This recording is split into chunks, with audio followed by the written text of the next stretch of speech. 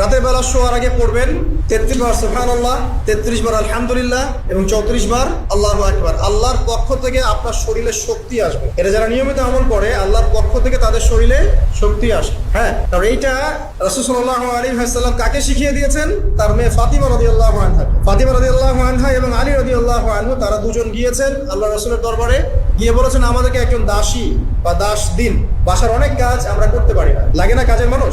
নবী সাল্লাল্লাহু আলাইহি ওয়াসাল্লাম বলছেন যে আমি কি তোমাদেরকে এমন কিছু শিখিয়ে দিব যেটা তোমাদের এই দাস দাসের অভাব পূরণ করে দিবে, প্রয়োজন হবে না? অবশ্যই শিখিয়ে দিন। তখন নবীজি শিখালেন সাল্লাল্লাহু আলাইহি ওয়াসাল্লাম যে ঘুমানোর আগে 33 বার সুবহানাল্লাহ পড়বে, 33 বার আলহামদুলিল্লাহ এবং 34 বার আল্লাহু আকবার। তোমাদের দাস দাসের প্রয়োজন হবে না ইনশাআল্লাহ। ওই ব্যাখ্যায় অনেক ওলামায়ে কেরাম বলেছেন এটা নিয়মিত আমল করতে থাকলে রোগ ব্যাধি কম হয়, শরীরে শক্তি আসে, এনার্জি বাড়ে, আপনি নিজের কাজ নিজেই করতে পারবেন ইনশাআল্লাহ।